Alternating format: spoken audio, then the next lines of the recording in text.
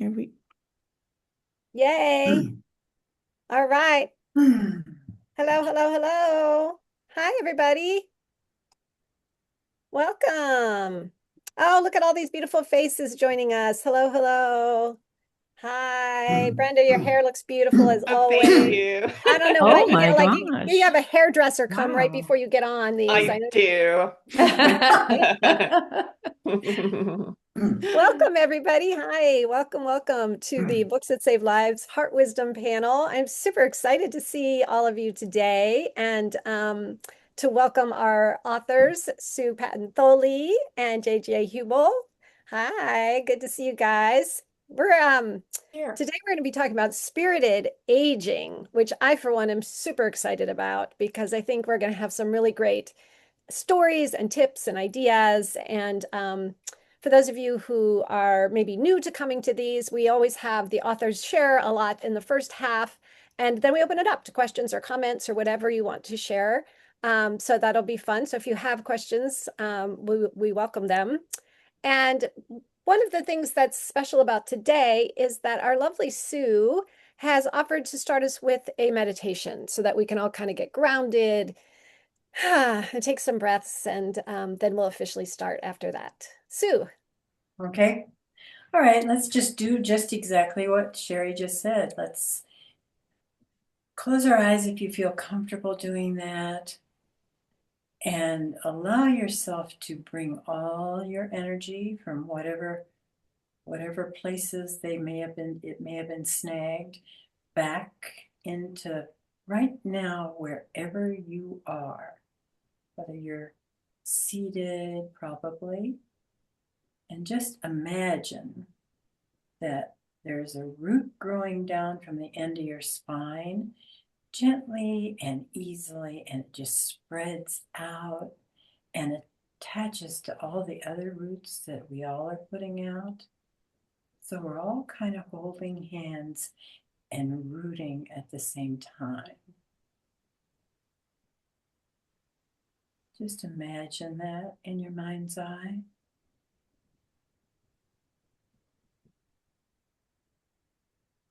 And then allow your attention to come up, almost like sap rising, up to what some teachers call the sacred hub of all, and that is our heart. And you may want to just touch your heart, put your hands over where it is, thank it. It is absolutely the most valuable, steady friend you have. Breathe into it.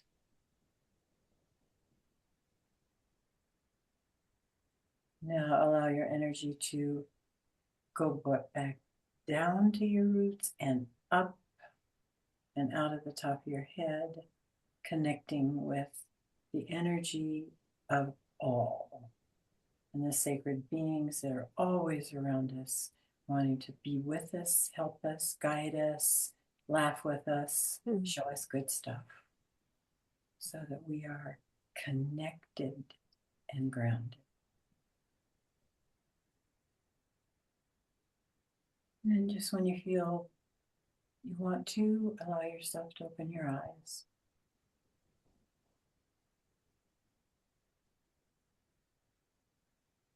Sue, thank you.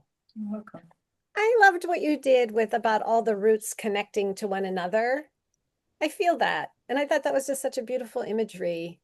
And also such a lovely imagery associated with aging in a way, right? Because I feel as if, I don't know if this is true scientifically, but I'm just going to say it, that the roots spread out more, right? That our connections are stronger as we age. I'm going to go ahead and claim that as a truth. So again, welcome, welcome. I see Karen's joined us since we first said hello. Hi, Karen. Good to see you. Um, so as always, we're going to go ahead and start by having our authors introduce yourself and hold up your book. And if you would, Sue, I'm going to start with you. Okay. If you also would share with us maybe one practice that you're using right now to help yourself age more spiritfully? Well, it's kind of an old practice and everybody knows about it, but I really do try to pull myself back into the now because the what's not now really isn't, period.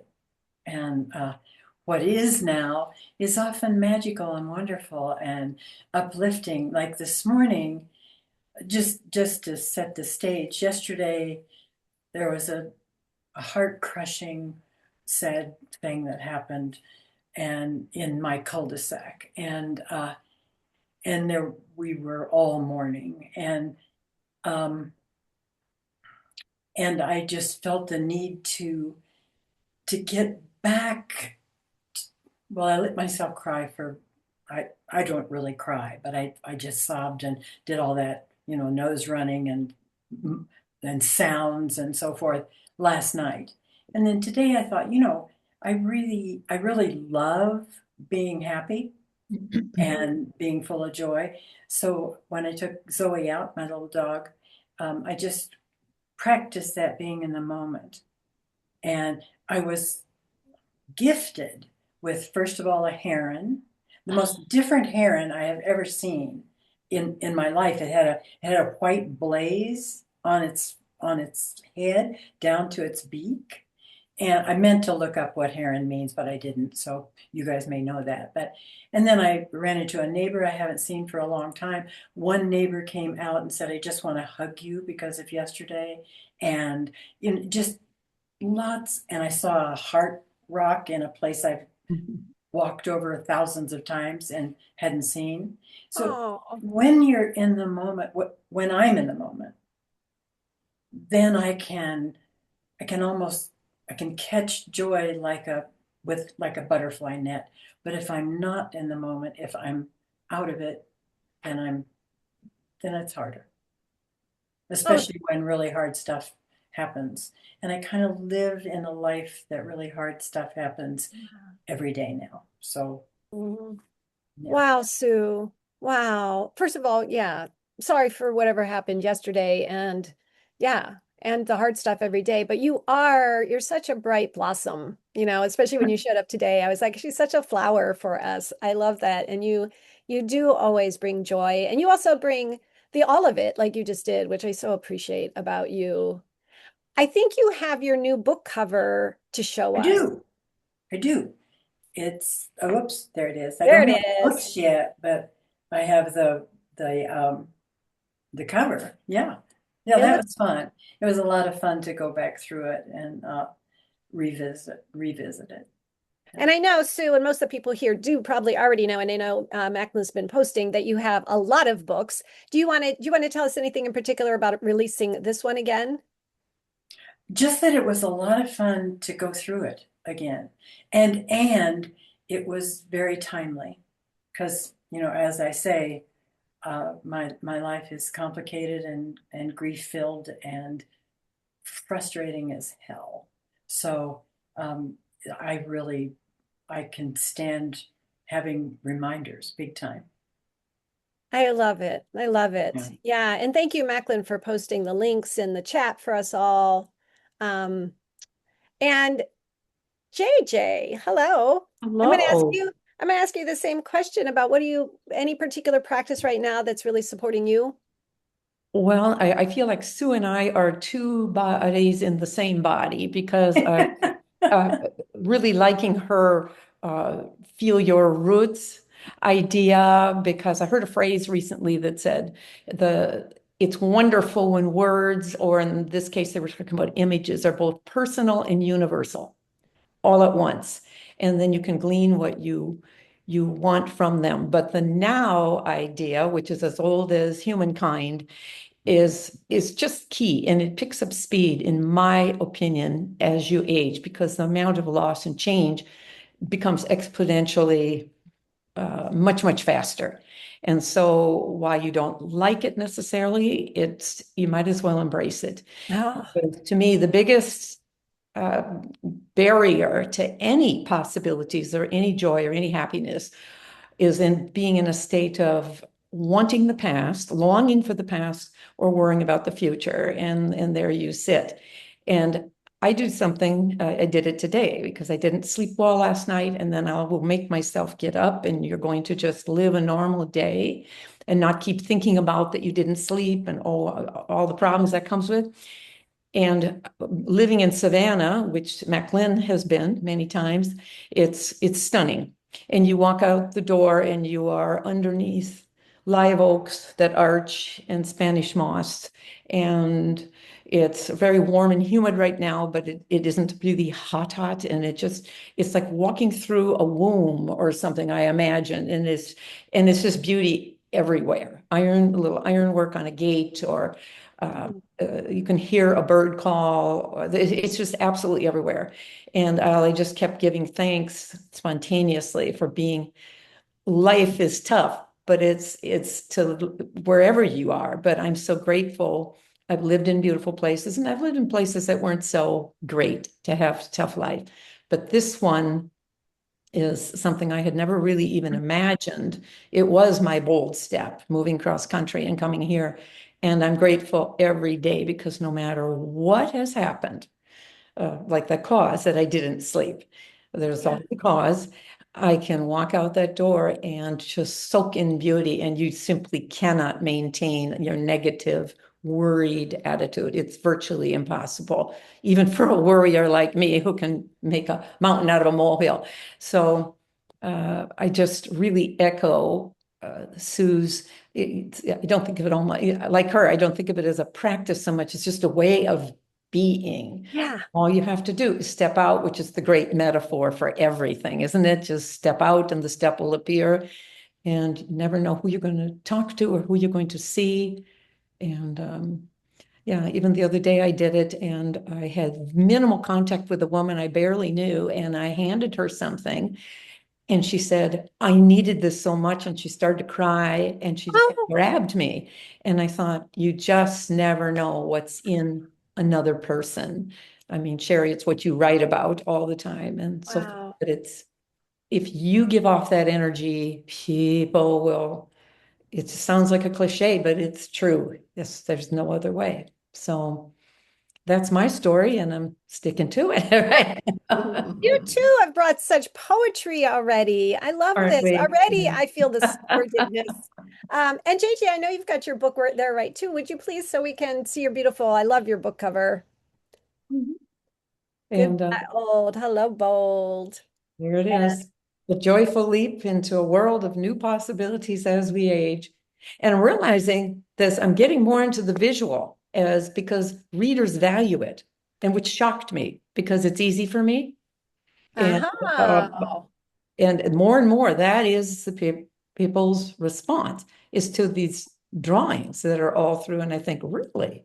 Because they're very simple. I just do them by hand. I don't use AI, and which is, I guess, something now. I draw very tiny, 3.5-inch square. Oh, clapping for Everything I do is 3.5-inch square. Even if it ends up this big, it started, I'm sorry, that's it. That's the extent of my ability, but if it's real tiny. So, but yeah, they can be powerful. So yeah, I look at that and think, wow, that really does look joyful. You're jumping off the world and into something exciting. So, I love it. I love it. And both Sue and JJ are going to share a little from their books with us. But I wanted to turn, Karen, I we didn't think you were going to be able to join us today. Somehow magically we have you here. Can I put you on the spot and have you talk about your upcoming book? Oh, sure. I'll I get a copy of it and hold it up. Hang All on. right. Yeah, you're like our special guest appearance. I think originally you weren't available. No, and actually, it was only at the last minute that my other plan got changed. But Well, here's my lucky book, and lucky us. it's called Peaceful Aging. And actually, this is a daily meditation book, so that you just only read, of course, a page a day. But I think that aging, we're all aging, regardless of what age we are. And because so often write about the spiritual pathway, this book is very much a spiritual pathway book. And it's really just saying for each day, how can I make this day live up to not just my expectations, but how can I make this day bless me and in the process bless all those other people that I encounter on my journey today. So it's really not just for me, but it's for me and anybody else I encounter. And because I really do think that it's important to remember that there are no accidental encounters, that those Mhm. people we intersect with on this journey, um, it's very intentional. And so this book is really offering suggestions, not suggestions in the sense of here's something you ought to do, but suggestions in the sense of, this might feel good to try this, to try this. This is an opportunity that might just feel good to you. And I know that everything that I wrote in this book really came from my own heart and hopefully will reach the hearts of every reader. So those are just a few of the words about this book. I'm really, I said about this book, I think, I've written a few books at this time in my life, and I think that this might be the best book I've ever written. And partly I say that because I'm gotten up there in years. I'll be 87 in July. And and that's an old bird. I'm an old bird. Uh, but and I want to say just because, and this is just a totally extraneous comment, but I want to hold up a medallion that I received. For those of you who don't know me at all, I am a recovering alcoholic and have been, and I received this medallion on Saturday for 50 years in AA. Oh, Mhm. So yeah, Karen! it was really quite a wonderful event on Saturday to receive this medallion. But that's why my pathway has been spiritual all these years, because to be in recovery, you really need to fold into your life a spiritual understanding, a spiritual blessing. And so I feel like this book, even though it's not about recovery at all, this book really does pull together the ideas that I have cherished for years and years and years. So that's, I think, why I have said I think it's the best book I've ever written, because it isn't just about aging, but it's about aging peacefully. And we all want to do that. We all want to age peacefully, regardless of how old we are. Um, so at any rate, that's enough from me for now. Well, Karen, I'm going to have Sue and JJ both are going to read a little from their books. If you have something after they read, we'd love to hear a little something from yours too. Okay. Okay, I'll read one of the meditations. Yeah. Let's Okay. go back. First, we'll go back to Sue, then we'll go to JJ, and then we'll have you read, Karen. And oh, but before we do that, Brenda, did you want to say anything? Hello. Hello. Well, I've been listening and feeling very blessed, but something that everyone, JJ and Sue, and then also Karen, have talked about is being present in the moment, like walking out the door, even after a bout of insomnia and seeing beauty, and Sue having like something very upsetting happen that her whole her neighbors were upset by it as well. And then she goes out in beauty and finds like a heart-shaped rock in her path and all the blessings. And Karen like, saying like, every day is an opportunity to create peace within and peace outside of you, to bring that peace in the present moment.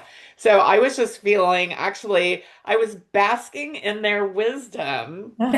Oh, I love that. I was basking too. I'm feeling, I know we're just, hardly even have been here 20 minutes or so, and I feel more peaceful. I feel more spirited. I feel more bold, JJ.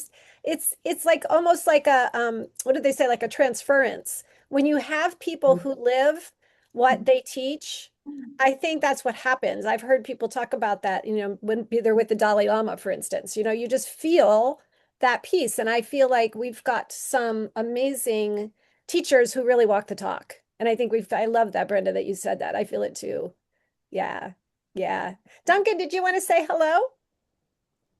Hello. Yeah. Yeah, I'm really glad Karen spoke up about her medallion because I was thinking about that all this month and just how impressive that is. I know uh, when I began a similar journey, it was really hard, and I wouldn't be where I am today without that program. So I'm just really pleased that you made it, Karen. Thank you. Congratulations. Thanks, Duncan. Well, just in case, I just realized, in case anybody's here now or later watching this who may not know, Brenda and Duncan are the two co-founders of Books That Save Lives. So I just wanted to make sure I said that out loud. I forget because we most of us know you, but just in case anybody doesn't. So yeah, welcome. So let's go back, Sue. I know that you've brought something for us to hear. It's a good time for you. Yeah, but I'm not going to read it. What are you gonna do? I've decided that the two things that I think I want to stress about aging is, for me anyway, is that there is almost constant grief. However, I believe that grief is just one of the very best teachers we could ever have. And I wrote this little poem a couple of days ago, and I just wanted to share it, and then another little thing that I've got. Grief can alchemize souls and soften hearts into healing springs of empathy and compassion. And I think that's one of the joys and the privileges of aging, is we've just been honed, and we're kind of past that chaos of alchemy and more into the gold, as I see it. And I was just thinking today that a lot of the things that I know now are things that I learned in the past and tried to know, but the years that have accumulated have actually created a knowing, a kind of like a well of knowing that just sort of gives me what I need when I need it, without the effort of, oh my God, I've got to learn this, and so forth. And the other thing is, I think my first book was entitled The Courage to Be Yourself. And of course, the reason I wrote that is because I didn't have it. And that's, as I age, and I'm just Karen's age, little younger, but not much, and is that I find it so much easier to just be real. And the thing I wrote down for real was realistically, enthusiastically accepting life. And to me, if I can just keep with that, I have it up on my bathroom mirror, but realistically, enthusiastically accepting life. And that's one of the huge gifts that aging has done for me.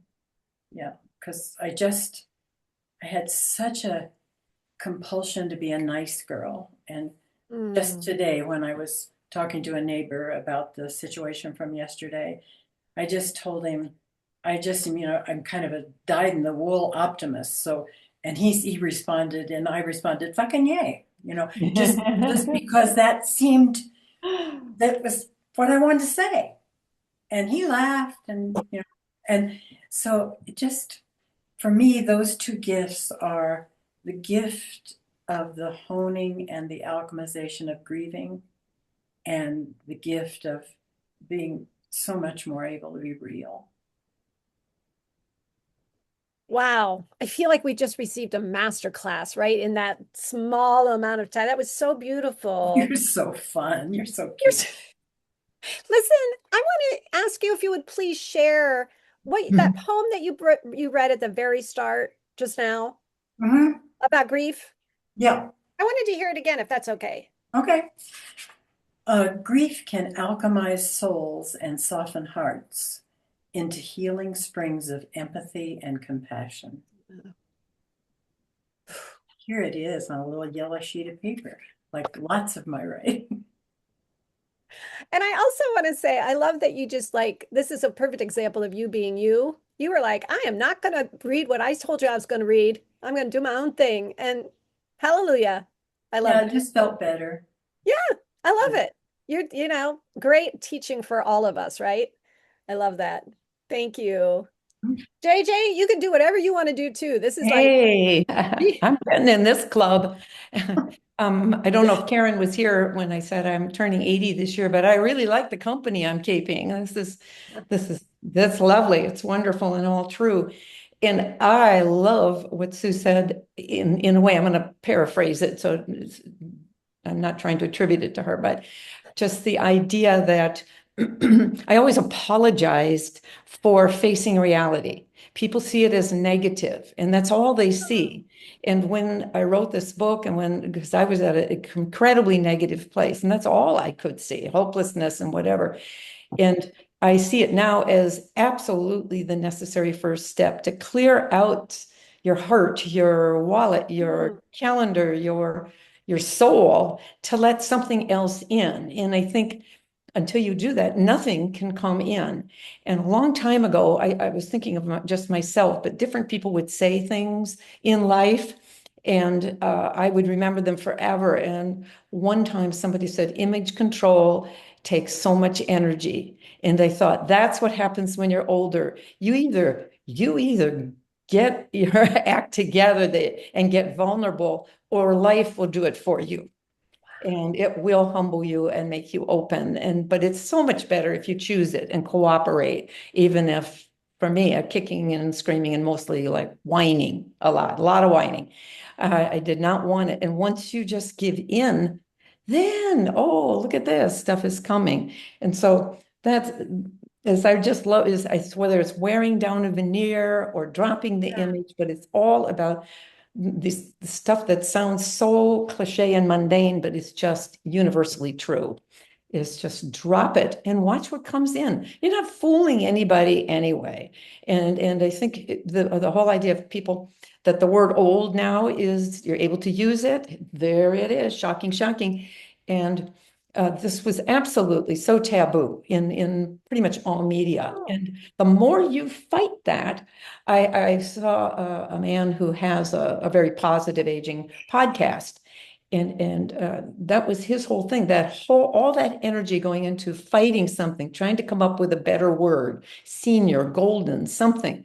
And I thought, no, I'm old, but that means I have to change what that means. yeah. And if it means that I get to do this brand new things and these exciting things and that I could never do when I was younger, and whether it's sage wisdom or you just quit fooling yourself, because it's not working. So yeah, I just think that loss and embracing it's going to come anyway. But can I read a couple of pages? Because Please do. mine are easy. They're visual. The whole thing is visual.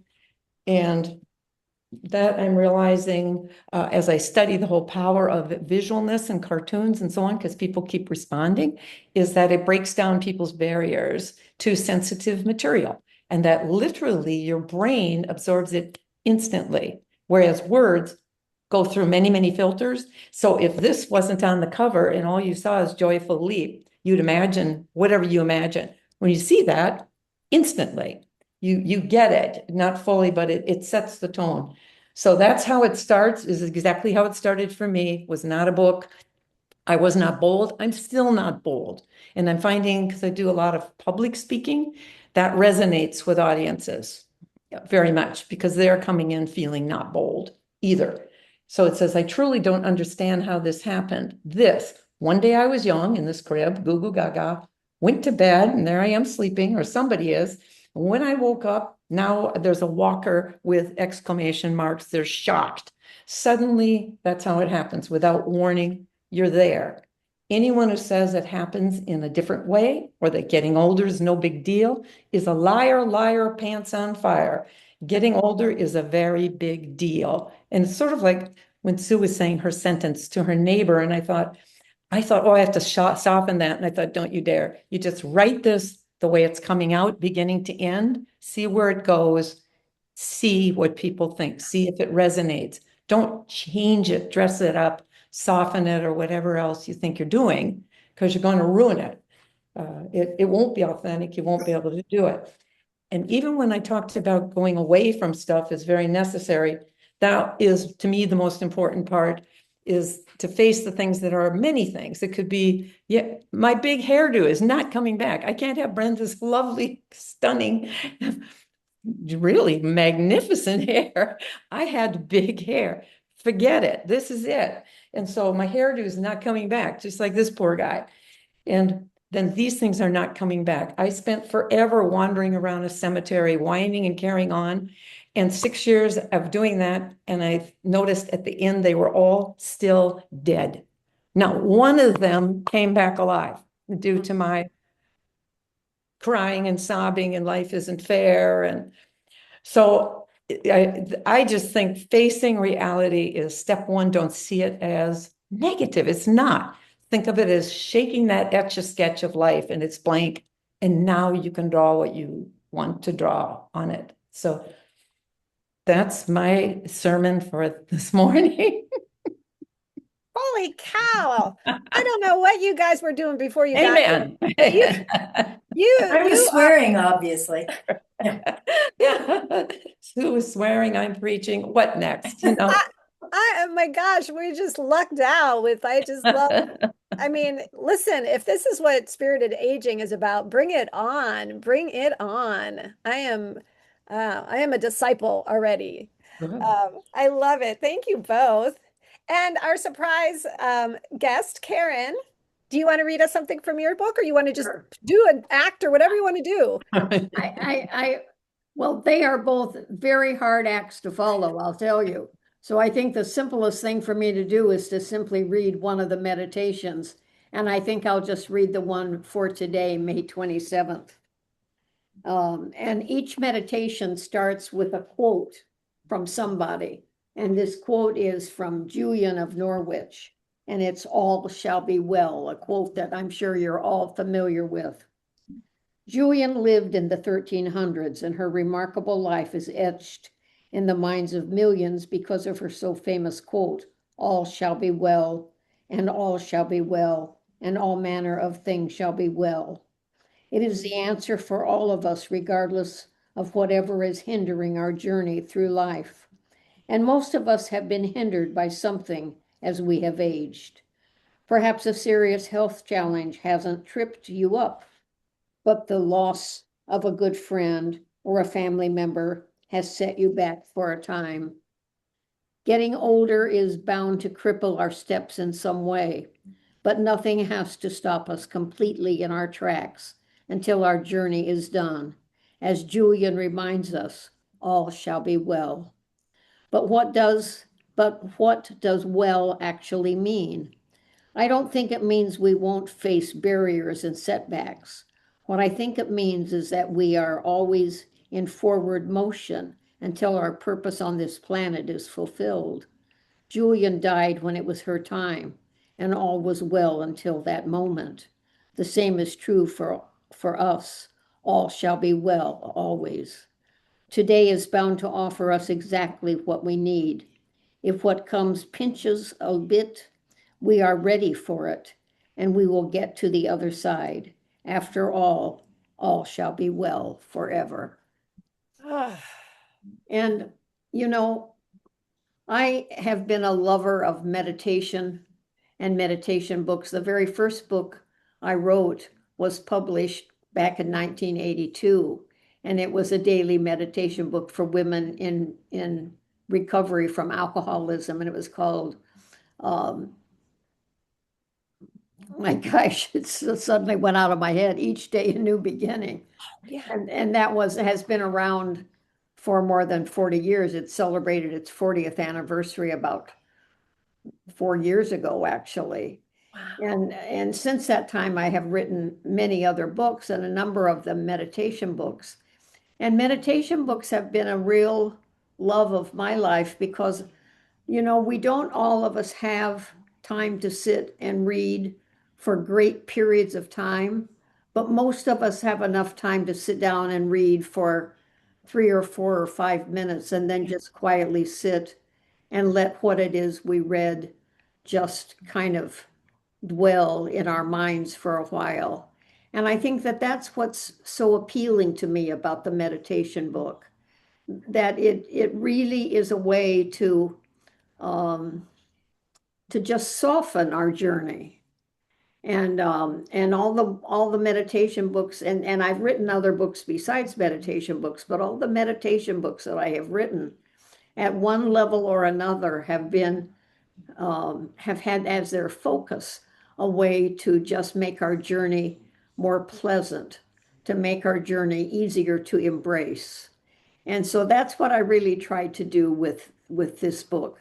And when I say try to do it, I never think, and I don't know how the other two authors here, Sue and JJ, I don't know your writing, how you approach it, but I don't ever stop and think about what I'm going to say. I just sit down and whatever comes out, comes out. I just sit at my computer and my fingers just seem to move across the keys. And so I feel as though I have this companion that's Wow. that visits me and actually is the writer for whatever I'm end up writing. And so for me then to sit down and read something, it's like, oh my goodness, it feels as though it's a real gift to me as well, because it didn't feel like it came from me. It came from this companion who has traveled with me for ever since I came into recovery, actually 50 years ago. So, I just feel so grateful that that I was selected to spend my life doing what I have spent my life doing. I had no idea that this was the journey I was going to be making. When I came into recovery, it was as a result of the end of a relationship, the end of a marriage. I came into recovery.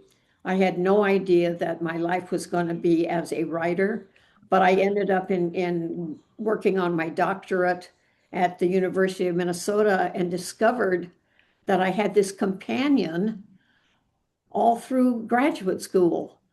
It was the same experience all through graduate school that I have had with all the books that I have written. It was as though this companion was very present and writing everything right along with me. And I don't know if that's a familiar feeling to you guys, JJ and Sue, but my feeling is that probably that's familiar to most writers. We just sit and the visitor comes. And I feel as though the visitor has been with me from the beginning of time.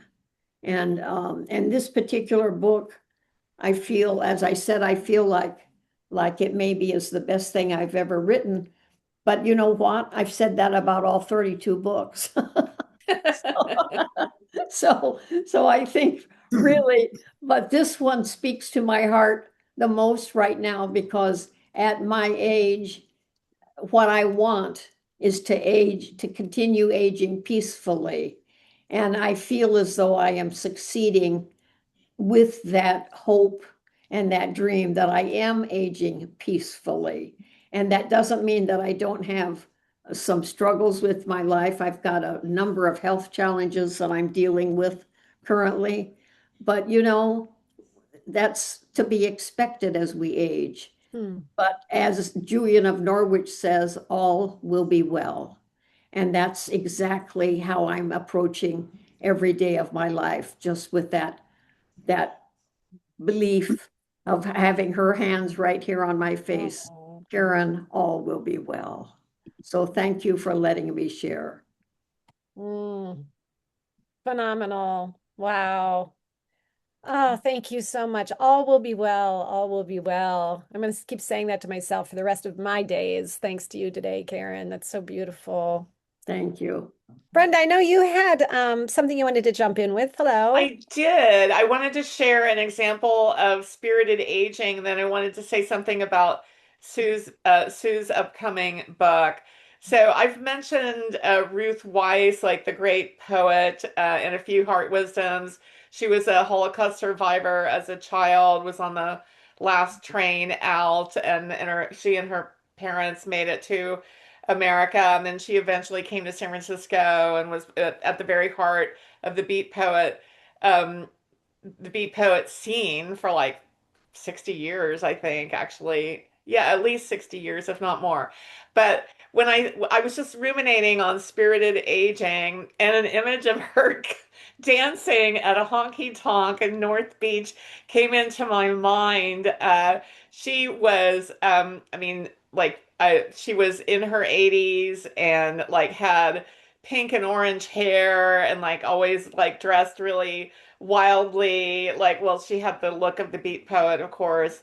And in the last decade of her life, she had a boyfriend that was 37 years younger than her. Oh, Yeah, and like at first, like some of like she and I became really good friends after working on Women of the Beat Generation. And at first, like some of us were taken aback, but then we got used to it really quickly. And he was around like for the poetry readings, and he was a musician. But my favorite thing would be like after the poetry reading, after like getting coffee or whatever, a glass of red wine or whatever, she would want to go dancing, and like I would take little videos of them like dancing for hours. So I just wanted to give a shout out to like that kind of like poetic spirited aging. Um, and Ruth Weiss is it remains an inspiration to me. What a badass. And ah, then I wanted to say that I approached Sue to do a new edition of the Woman's Book of Spirit because I had read it the first version like a couple of times. I like a lot of doses of Sue's wisdom in my weeks. And this book in particular, like my take on it is that it's like you can replenish yourself, like specifically women.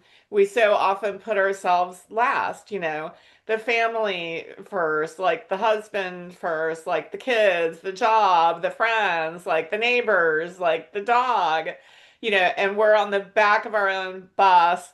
And so this book is like how to replenish, like the woman at the well who can replenish her well. And I felt that like we, especially women, need that now, like more than ever, because we're just being drained by life and the news and difficulty and loss and everything. And so I'm just so grateful for all of these books. And I just wanted to sort of, you know, give a shout out to Sue's book that I think is the timing is impeccable. It's so needed. ah, I agree. I agree. I echo that entirely. Yeah. I mean, all three of these books are just so needed right now. And I know we've touched on this, but I want to go just a tad deeper. I'm currently here with my mom, who's 88, and as we've, heard throughout this hour, there's griefs that are happening every day as we all age, right? I mean, I'm seeing it in my own life in my 60s, and I can imagine, as my mom has been saying, almost everyone that she has loved is passing away or has passed away. And so I'm going to come back to you first, Sue, and then we'll go to JJ and Karen and anybody else who wants to jump in. But like, I'm curious about like, Sue, you did kind of speak to it, but if you have any more to say about finding that joy interwoven with the grief and the loss, finding that spiritedness amidst, what is also, grief. Yeah, probably I'll just go back to what has been my motto forever and ever, and that's live gently with yourself and others. And last night, in the grief that I was experiencing, I said, I called to my mother. My mother has been dead 40 years, but I have a little teddy bear that I gave to myself one Christmas because I had 4 kids and not that many presents, although I gave a lot. So I gave this little teddy bear. And then when mother was ill, I gave it to her just to keep me a little closer. And then I have it. And so I slept with it last night. Oh, And I think for me, it's been a matter of accepting how I feel when I feel that way. And yesterday was horrible. And my heart was broken and on so many levels. And it was just interesting to me that I called for my mother. And the other thing I want to say is that I am younger at 86 than I have ever been. wow. It has taken me this long to grow young Oh, in the kind of good way we think of it. Carefree, I'm not carefree, my life is not, but it feels that way. yeah. And I just think one of the major reasons that is because I am so kind and gentle to myself, no matter if I'm icky, which I can be really icky. Yeah. Oh, Sue, thank you. Thank you. Wow, it's so beautiful. I mean, again, I can't say this enough about all of you that it's like walking your talk, right? I feel like, I've heard you say live gently with yourself, but I've also many, many times, heard the stories of where you're actually putting that into practice in hard moments.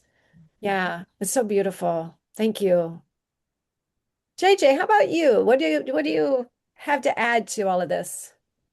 I think that is a major change. And I think there's a sadness for me. I feel also like I'm on the brink now. It's not that I get it. There's a whole bunch of stuff that's just gotten let go, burdens that have just dropped off. And I'm sad just mathematically, I don't get to live it more than is a reasonable expectation. It's like nuts. I just figured this out. And Oh, it wasn't figuring, it was really having enough life experience to say what did and didn't work. And I think the key phrase there in what Sue said for me is without thinking about it, this is what I'm doing now, is feeling stuff rather than trying to fix it. And I always felt that I had to fix it. If it felt bad, I had to fix it. And then part of fixing is I don't want bad stuff, so I'll spend the other half of my time planning to fix it. And pretty soon there's no now at all.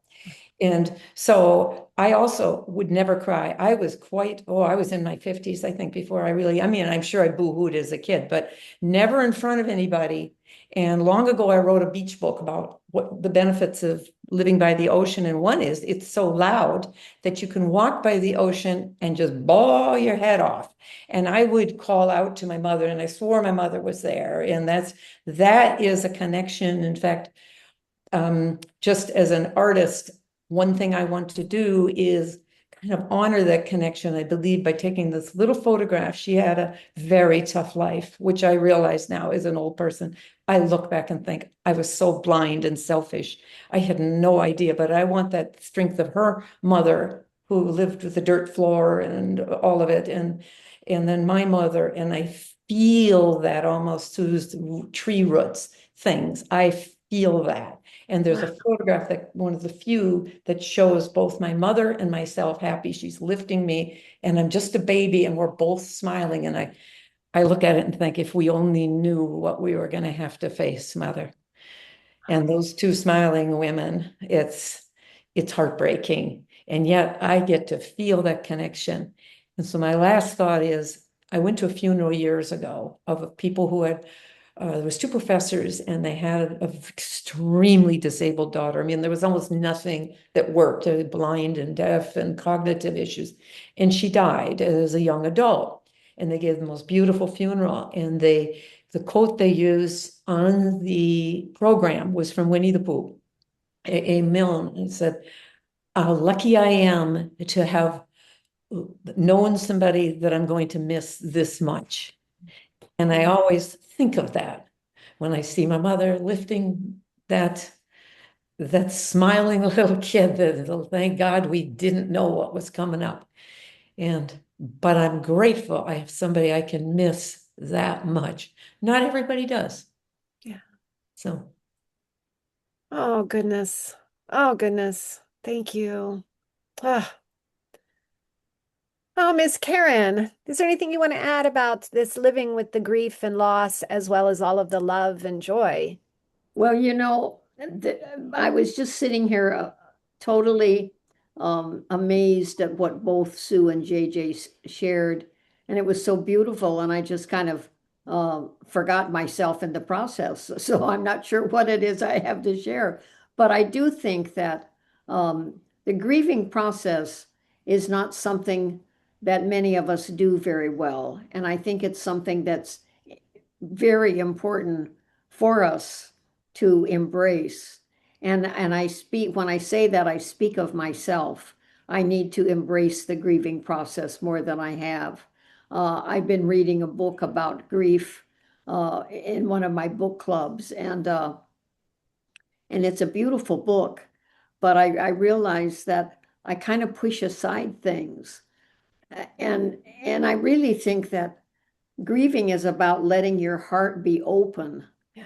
It's about really allowing yourself to feel all there is to feel in regard to whatever it is you might be grieving, whether it's the loss of someone, whether it's a health challenge, whether it's um, an expectation that you're afraid isn't going to materialize, and you begin worrying about it. So grief can be many things.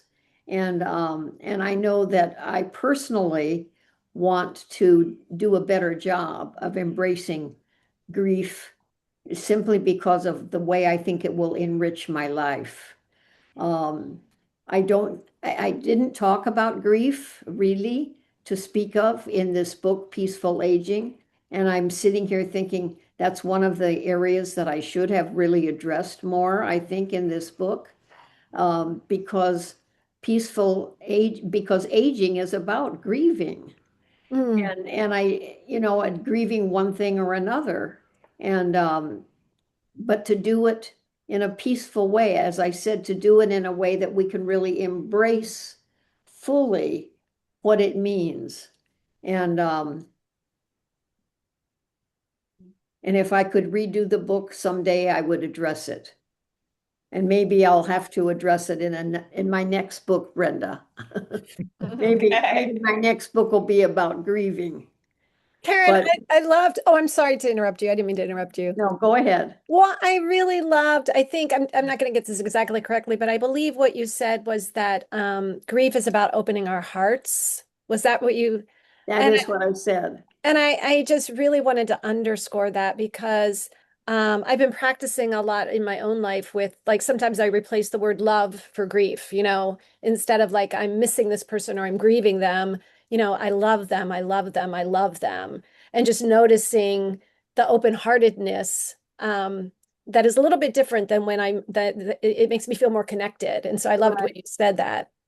I think it's a lot. I think the open-heartedness, grief is a lot more than just being sad about something. Yes. It really is exposing ourselves fully to that loss, which I think really spells out what the depth of love is about. And so I really think that grief is another way of thinking about love. Yeah. So. Yeah. Yeah. And I love that you've got another book in you now. So, something else for us to look forward to. Well, I am working on another book right now, in fact, too. So, until I'm done until Julian Norwich, until what she says has knocked on my door, I'm not done. I'll keep going. So I may still be writing at 95. Who knows? Well, and right there, Karen, I mean, that's it, right? Like when I, was imagining this circle that we're having around spirited aging. Isn't that like summing it up? Like I'm gonna keep going. I'm just gonna keep going. And that means with the all of it, we've talked about a lot of that, like about all the stuff that comes in our later years, especially. But it's like keep going, keep going, keep going with an open heart. I don't know what I would do if I weren't writing. Hmm. It's like I feel absolutely called to continue writing. So as long as the call is there, I will show up. I love it. The companion is knocking at my door saying, Karen, it's time to sit down at the computer. I love it. We just have a few minutes left, and welcome, Kim. It was good to see you jump in. Hi, good to see you. We have just a few minutes left. Let me give and see if there's anybody who wanted to ask a question or comment before we have to close out the hour. Feel free if you do. And if no one does, I thought it would be great to invite our beautiful authors. If there's anything like a last encouragement or a last like, oh, I really wanted to say this, that you might have. Sue, was there anything that you feel like, oh, I really wanted to make sure we talked about this? Something has come up, and that is Okay. that the Beatles song "Let It Be" has just I sang it like we could have played cribbage or something, JJ, because I was awake too. But I just sang it a lot. I don't only know the one little versey thing, but and the story is that what's his name? The one who wrote it, McCarthy, whatever his name is. Paul. Thanks, Paul. Said his mom came to him in a dream, and her name was Mary, and she said, "Let it be." That was Oh, and I find that easier to do than let it go. yes. It's just let it go has always kind of sparked a rebellion in me. So let it be is something I find valuable. Beautiful. Thank you for that. I have a hard time letting go, but letting be feels possible. Thank you. Yeah. Thank you. I like that. Yeah. JJ, was there any last something you wanted to make sure you brought in? Well, that just made me think of Mary. I'm not Catholic, but I like a lot of the Catholic practices. And there's one called Mary for Mother Mary, Undoer of Knots. And it's a painting and it's got all the knots on one side, and then she takes them apart and hands them to an angel. And it's you handing the knots. And if I can't sleep, I will say the Hail Mary and picture all my knots going up into Mary's hands where she unties them, and it comes out the other end nice and smooth, and the angel is there, and just keep following them up. Don't get too specific, just follow them up and over and up and over. And even if I don't go to sleep, it's better than the thing I was thinking about, just completely useless. Thank you. Thank you. Thank you. And how about you, Karen?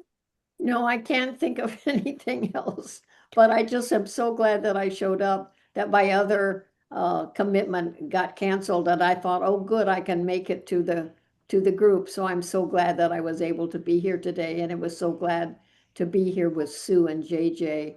And I hope your books are extremely successful. It certainly sounds like they ought to be. Thank you. Yeah, and I'm glad too, Karen. And also as we close out, I'm just looking around at everyone's faces and so grateful to each of you for taking the time to be here. And it really makes a difference. Your energy, whether you say anything out loud or not, we feel you, and it really makes a difference to have each of you here. And I mean, we've had a lot of heart wisdom panels, and I've loved every single one. I just think that this is one of my very favorites. I feel like one of the things that happened is that kind of transference that we were talking about earlier, that our beautiful authors are just like being, you're just here being and beaming who you are.